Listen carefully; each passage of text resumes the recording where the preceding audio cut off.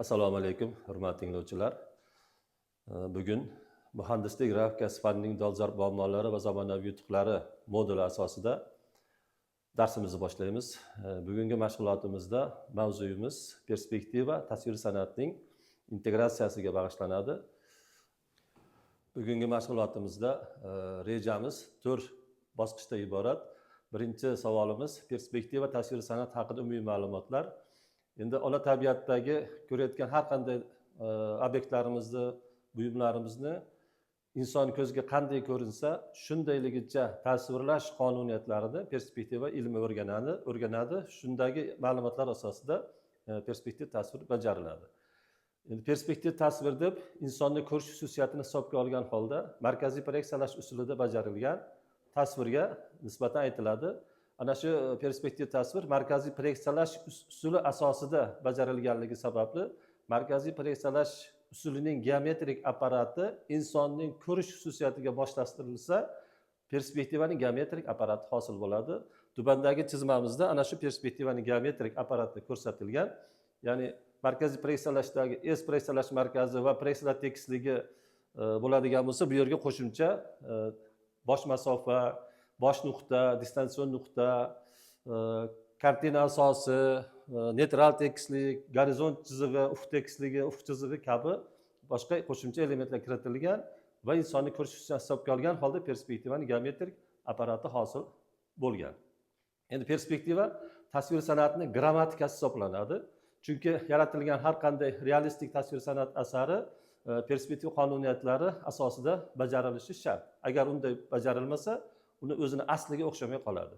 Shuning uchun chizilgan rasmlarni ilmli kuzatuvchilar ko'rsa, agar uni perspektivasi buzilgan bo'lsa, o'ziga o'xshamabdi degan g'oyani aytadi. Ilmli kuzatuvchilar perspektivasi yo'q desa, oddiy kuzatuvchilar o'ziga o'xshamabdi degan fikrda olg'a surishadi. Rasm chizishda bevosita ko'rish burchagi muhim o'rin egallaydi. Insonni umumiy ko'rish maydoni bor va aniq ravshan ko'rish maydoni bor. Tuvandagi chizmada ana shu umumiy ko'rish maydoni bilan aniq ko'rish maydoni to'g'risida ma'lumotlar qayd etib o'tilgan. Albatta, rasm chizayotganda ko'rish burchagining o'rni juda ham ahamiyatli. Masalan, inson, har qanday inson gorizontal yo'nalishda 180 gradus qo'lini ochganda ikkala mushtini ham ko'rmaydi. Burchakni kichiklaytirganda 140 gradusga kelganda ikkita ro'paraga qarab turganda albatta ikkita qo'lini mushtlarini ko'rishni boshlaydi. Demak, gorizontal yo'nalishda inson 70 gradus o'ngga, 70 gradus chapga jami 140 gradus maydonni ko'ra oladi. Umumiy ko'ra oladi. Aniq ko'ra oladi demayapmiz. Yuqoriga 45 gradus, pastga 65 gradus, jami 110 gradus vertikal yo'nalishda ko'radi. Chunki yuqorida qosh to'sib qoladi ma'lum qismni, pastda yonoq to'sib qoladi. Shuning uchun vertikal yo'nalishda 110 gradus, gorizontal yo'nalishda 140 gradus maydonni ko'ra oladi. Lekin ana shu maydonda joylashgan obyektlarni hammasini ravshan ko'ra olmaydi, umumiy ko'radi. Sharpa sifatida ravshan ko'rish maydonidan tashqarida qismini sharpa sifatida ko'rishi mumkin. Endi aniq ko'rish, ravshan ko'rish burchagi 28-37 gradus burchak ostida bo'ladi. Demak, rasm chizayotgan kuzatuvchi o'quvchiga biz nimani rasm chizayotgan bo'lsa, qanday obyekt, qanday naturmort rasmini ishlayotgan bo'lsa, o'shani qayerdan turib kuzatish kerakligi to'g'risida ma'lumotni berib o'tishimiz kerak. Bu ma'lumot qanday?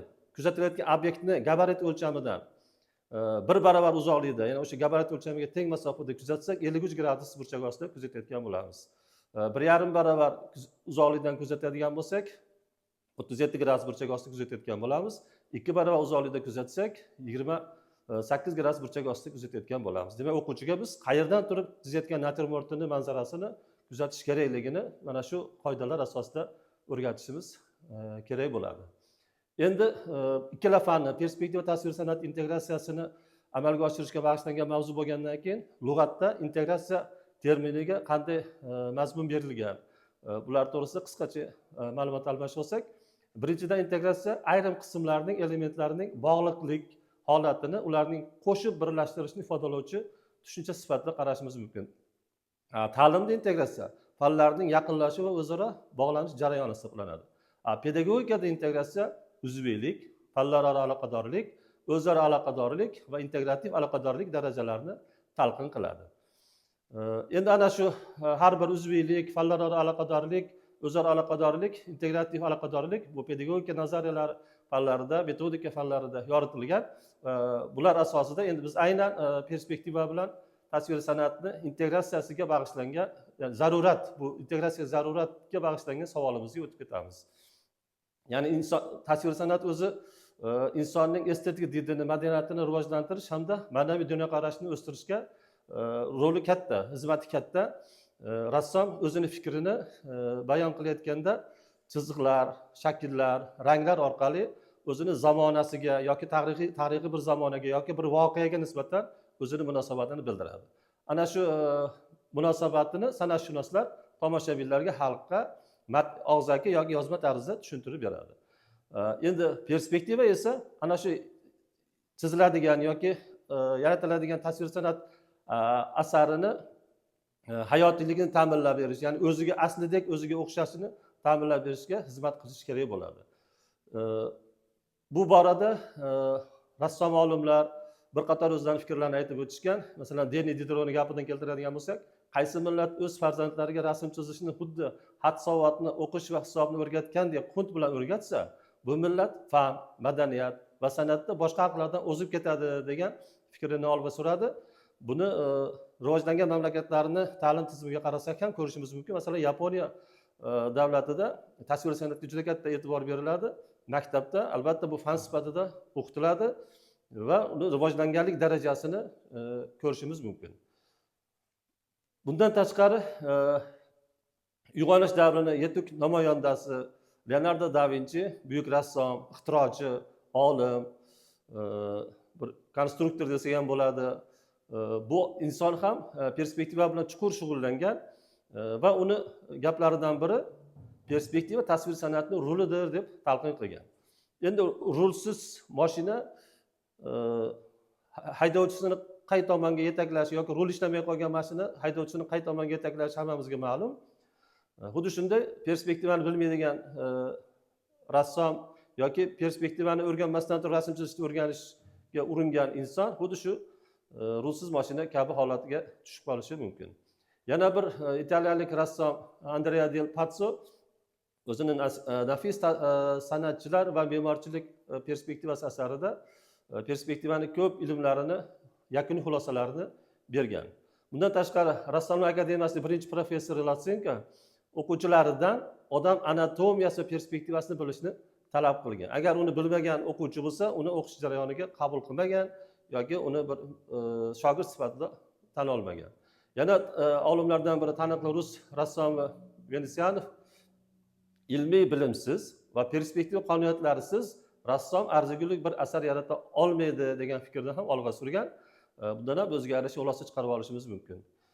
Rus pedagog rassomi Ge esa perspektivani rasmdan ajratish mumkin emasligini, rasmni chizib, keyin uni perspektiva qoidalari asosida to'g'rilash kabi teskari ishlar qilmaslik kerakligini, perspektiva rassomlar ishida yo'lchi yulduz bo'lishi lozimligini ta'kidlagan fikrlarni ham keltirishimiz mumkin. Mazkur hozirgi mavzuyimizda biz aynan perspektiva bilan tasvir san'atni integratsiyasiga bog'liq materiallarni o'rtoqlashganmiz. Har bir fanni alifbosi bo'lgani kabi, ya'ni azbuka alifbosi bo'lgani kabi, tasvir san'at fanini ham o'zini alifbosi bor. Ana shu alifbosining tarkibiga albatta perspektiv tasvir qurish qoidalariga amal qilish kerakligini kiritish kerak. To'g'ri, maktabda hamma o'quvchilar tasvir san'at o'qib rassom bo'lmaydi, lekin har bir o'quvchi tasvir san'at asarini tushuna oladigan, mushohada qila oladigan, chiza oladigan, rasmni chiza oladigan ko'nikmaga ega bo'lishi kerak. Endi mana shu ko'nikmaga ega bo'lishda perspektiv tasvir qilish qoidalarini o'quvchiga o'rgatishimiz shart bo'ladi. Masalan, tasvir san'at 5-sinf darsligiga murojaat qiladigan bo'lsak, ekranimizda chizmasi turibdi. Bolani yoshiga moslab perspektiva bu deydi, oldinda turgan narsa katta ko'rinadi, insonga orqada turgan narsa kichik ko'rinadi degan yondashuvda perspektivaga mazmun bergan. Bu bolani yoshiga nisbatan to'g'ri, oliy ta'limdagi kabi ta'rifini keltirish shart emas. Lekin berilgan chizmada esa ana tagida turgan kubmi, parallelpipedmi bunda perspektiva qisqarish o'ng tomonida yo'q. Perspektiva to'g'risida bitta ta'rif mazmunda bergan, lekin bu rasmni ishlash boshqachaga e'tibor bersangiz, qanaqa perspektiva qanday tatbiq qilinyapti, qanday qo'llanilyapti degan savolga javob yo'q rasmda. Demak, biz buni perspektiva qoidasi bo'yicha qanday amalga oshirishimiz kerakligini biz albatta o'quvchiga o'rgatishimiz kerak. Endi ana shu perspektiva qoidalarini rasm chizatga tatbiqiga oid usullarimizni namoyish qilamiz. Mana birinchi usul o'xshash uchburchaklar usuli. Bu yerda hozir ekranimizda ko'rsatilgan tasvirda B chiziq yo'lni bir cheti berilgan, yo'lning ikkinchi chetiga taalluqli A nuqta berilgan. Ana shu B chiziqqa parallel bo'lgan chiziqni o'tkazish talab qilinadi. Yo'lning ikkinchi chetini chizish talab qilinadi. Buning uchun mana bu qora berilgan to'g'ri chizig'imiz yo'lning birinchi cheti desak, u yerda ixtiyoriy nuqta tanlab, masalan B nuqta, A nuqta bilan tutashtirib, keyin gorizont chizig'ida, ufq chizig'ida xohlagan joyida nuqta tanlab, u ikki nuqta bilan tutashtirsak, uchburchak hosil bo'ldi. Ana endi bu berilgan birinchi chetdagi qirg'oqda nuqta tanlab, mana bu uchburchakni tomoniga parallel chizsak, S nuqtani ikkilamchi o'rni chiqadi. Keyin bu tomoniga SA ga parallel chizsak, mana bu yerda BA ga B1 dan turib parallel chizsak, bu chiziqlar kesishib A1 nuqta paydo bo'ladi. A1 nuqta bilan A'ni tutashtirsak, bu ikkala chiziqning parallelligi ta'minlanadi. Albatta bu perspektivada gorizontal to'g'ri chiziqlarning o'zaro parallel bo'lgan gorizontal to'g'ri chiziqlarning tushish nuqtasi yagona bitta joyga boradi, ya'ni ufq chizig'iga borib tutashadi. Endi albatta qog'oz chetidan tashqarida bo'lganligi uchun mana bu yasashni kiritish orqali, ya'ni o'xshash uchburchaklar usulini tatbiq qilish orqali parallelligini perspektiv holatda ta'minlashimiz mumkin. Endi bu yerda narsalar tekshilayotgan gorizontal to'g'ri chiziq bo'lsa, bu yerda A1 B1 chiziqqa nisbatan parallel bo'lgan AB chiziq, qizil chiziqni o'tkazish xuddi shu uchburchaklar usulini, o'xshash uchburchak usulini tatbiq qilish orqali aniqlanyapti. Keyingi usulimiz qo'shni vertikal to'g'ri to'rtburchaklar usuli. Biz bunda nima qilamiz? Bunda matematikadagi, geometriyadagi to'g'ri to'rtburchaklarning xossa xususiyatlarini perspektiv modelga ko'chiramiz. Ya'ni masalan, hozir bu yerda katta to'g'ri to'rtburchak bo'lsa, uni ikkiga bo'lsak, ikkita to'g'ri to'rtburchak hosil bo'ladi. Ular diagonallarini o'tkazsak, har birini diagonallarini keshish nuqtalarini tutashtirsak, vertikal 3-4 to'g'ri chiziq chiqadi. Mana shu modelni perspektiv modelga ko'chiramiz. Avvalambor perspektivada mana bu parallelepipedni vertikal qirrasi, DA qirrasi, AC qirrasi to'g'ri deb chizib olinadi. Qolgan tomonlari shuni asosida rasmi ishlanadi. Demak, bizdagi mana bu yerdagi bir ikki chiziq, xuddiki ufq chizig'i. Demak, bir nuqta bizda tayyor. AC berilgan, DA berilgan, AB berilgan. Ikki nuqta ham tayyor. Mana shu yerda diagonalni o'tkazsak, mana bu yerdagi 3 nuqtamiz chiqyapti. Keyin bu yerda B nuqta bor. B bilan 2 ni tutashtirsak, mana. Keyin 3 ni olib chiqsak 4 chiqadi. Mana bu 1 ni ana shu 4 bilan tutashtirsak, S'dan chiqqan vertikal chiziqni kesib E nuqtani beradi. Demak, bunga moslab buni nomlarini ham xuddi shunday qo'yganmiz. Natijada parallelepipedni bu tomonini chizib oldik. Perspektivasini to'g'ri qurib oldik. Ya'ni parallelligi ta'minlandi. BE ga AS'ni parallelligi perspektivada ta'minlandi. Bu tomonini xuddi shu ketma-ketlikda bajarsak, parallelepipedni yoki binoni perspektivasini, rasmini to'g'ri qurgan bo'lamiz. Demak, bu ikkinchi usuldan foydalanib ham bajarish mumkinligi to'g'risida ma'lumot. Uchinchisi, o'zaro parallel yordamchi gorizontal to'g'ri chiziqlar usuli. Bu usulda mohiyatini, ilmiy asosini ko'rib olaylik. Agar ikkita to'g'ri chiziq bir-biriga parallel bo'ladigan bo'lsa, ular gorizont chizig'ida uchrashadi dedik. Ana uchrashish nuqtasi bizni rasm chizayotgan qog'ozimiz hududidan tashqariga chiqib ketsa, u nuqta bizda noma'lum bo'lib qoladi va parallellikni ta'minlash imkoniyati yo'qolib qoladi. Ana endi o'sha F1 nuqtani deformatsiyalab, mana bu yerga F1 shtrix yoki F1 2 shtrix xohlagan holatga olib kelsak, masalan, mana bu holatga olib keldik. Tutashtirdik A, B uchlari bilan. Mana bu yerda bizga tayyor perspektivasi berilgan holat edi. Qaytarsak bir nuqtani berdi. Yuqoriga olib chiqsak ikki nuqtani berdi. Qaytarsak yana o'sha E nuqtani o'rnini beryapti. Xuddi shunday S nuqtani yana bu yoqqa mana F1 2 shtrikka olib kelganimiz bulardan xuddi shu jarayonni amalga oshirsak bitta liniyada bitta chizg'ida turibdi. Demak, mana shunday imkoniyatni F1 ni deformatsiyali ichkariga olib kirish orqali ham biz perspektiv tasvirni to'g'ri ko'rish imkoniyatiga ega bo'lamiz. Ana shu hozirgi qayd etib o'tilgan usuldan foydalanib parallelepipedni perspektivasi qurish mumkin. Mana bosqichma-bosqich ko'rsatilgan. Mana o'sha tush nuqtalari F1, F2 lar qog'oz chetidan tashqari chiqib ketsa, uchta tomon to'g'ri deb olinadi. Yuqorida aytib o'tganimizdek, mana bu yerdagi F1 deformatsiyalar shartli ravishda bu yerga olib kirildi. A cheksiz mana. S nuqtadan bu tutashtirilgan chiziqqa bir nuqtani olib kelinib, ufq chizigiga parallel chizib, keyin yuqoriga olib chiqilib, u qayta preksiyalansa, E nuqtani perspektivasi beryapti. Keyin B bilan yana tutashtirib qo'ysak, bu yon tomoni parallelepipedni perspektivasi hosil bo'lyapti. Ikkinchi tomonni ham xuddi shu tartibda qilsak, parallelepiped perspektivasiga ega bo'lamiz. Bu yerda liniyaga, sirkulga zarurat yo'q. Qo'lda parallellik, tiklik, vertikallik holatlarini ta'minlab chizish o'quvchining qo'lidan keladi. Yana bir usulimiz narsalar tekisligidagi o'zaro parallel yordamchi gorizontal to'g'ri chiziqlar usuli. Bu usulni avval oddiy geometriyadagi talqinini tekis chizmada ko'radigan bo'lsak, bu yerda nima berilyapti? Mana bu qora chiziq liniya berilgan. A nuqtadan orqali unga parallel to'g'ri chiziq o'tkazish talab qilinyapti. Buning uchun nima qilindi? Buning uchun mana shu yerda A nuqtadan gorizontal to'g'ri chiziq chizildi, nuqta 1 paydo bo'ldi. Ana shu 1 va A nuqtalardan bir-biriga parallel bo'lgan ikkita to'g'ri chiziq o'tkazildi. A'dan o'tkazilgan chiziq berilgan chiziqda kesib ikki nuqtani berdi. Ana shu ikki nuqtadan chizilgan gorizontal to'g'ri chiziq davomi mana bundan chiqqan chiziqni kesdi. Endi mana shu yerda shu masofa qancha bo'lsa bu yoqqa o'lchab qo'yib, A bilan tutashtirsak, parallelligi ta'minlanadi. Bu ortogonal proyeksiyada yoki geometriya tekis chizmadagi holat. Endi shuni perspektiv modelga ko'chirsak, mana bu yerda mana qora yo'lni cheti berilgan, xuddi shu chiziq. A nuqtadan unga parallel bo'lgan yo'lning ikkinchi qirg'og'ini chetini perspektivasini qurish kerak talab qilingan bo'lsa. Tush nuqtasi chizma qog'ozida tashqarida bo'ladigan holat bo'lsa, nima qilamiz? A'dan gorizontal ufq chizigiga parallel chizib, nuqta 1 topamiz va A nuqtadan turib ixtiyoriy chiziq chizamiz. Ufq chizigini kesgan joyini belgilaymiz. Endi bu chiziqqa parallel chiziq bir nuqtadan chizishimiz kerak. Ya'ni mana bunga parallel. Perspektivada parallel bo'lgan gorizontal to'g'ri chiziqlar shu nuqtada bitta nuqtaga boradi. Shu teoriyadan foydalanib, buni A cheksiz tutashtiramiz. Ikki nuqtadan chizilgan gorizontal to'g'ri chiziq buni kesib nuqta 3 beradi. Shu masofa qancha bo'lsa shunday o'lchab qo'yib, A bilan tutashtirsak, parallel holatda o'tkazgan bo'lamiz. Demak, bu yana bir usulimiz. Ana shu hozirgi oxirgi qayd etib o'tgan usulimizdan foydalanib, bir qator yo'laklar, katta trassalardagi liniyalarni, chiziqlarni perspektivasi bittasi berilgan, qolganlarini aniqlashni ham xuddi yuqorida aytib o'tgan usulni tatbiq qilib ham topishimiz mumkin.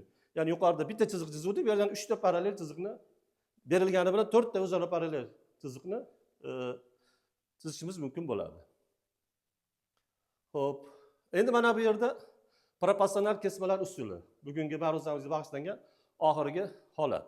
Demak, bu yerda obyektni vertikal qirrasi mana bu tomoni va mana bu tomoni ufq chizig'i berilgan.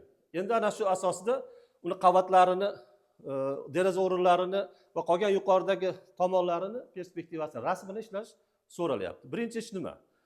Birinchi ish bitta qog'oz bo'lakchasini olib bir nuqtani belgilaymiz, gorizont chiziq ikki nuqtani belgilaymiz va o'sha qog'ozchani olib kelib ikkinchi holat. Bir nuqtani A ni ustiga qo'yamiz va qiya holatda qo'yib, o'zi mana bu yerda ikki nuqtasi bu yerda o'lchab olingan. Demak, buni 3 nuqta bilan tutashtiramiz. Mana bu vertikal qirradagi ufq chizig'idagi holat. Endi mana shu 2-3 ga vertikal qirradagi deraza balandliklari yoki eshik balandliklarini o'rinlaridan mana shu 2-3 chiziqqa parallel chizsak, nuqtalar beradi bu yerda. Ana shu nuqtalarni shunday olib mana bu yerga qo'ysak, 3-holat. Har bir nuqtani bu yerga ko'chadi.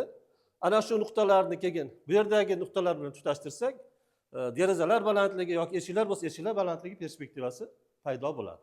Bu tomonni ham xuddi shu tartibda qurish mumkin. Bu birinchi bosqich.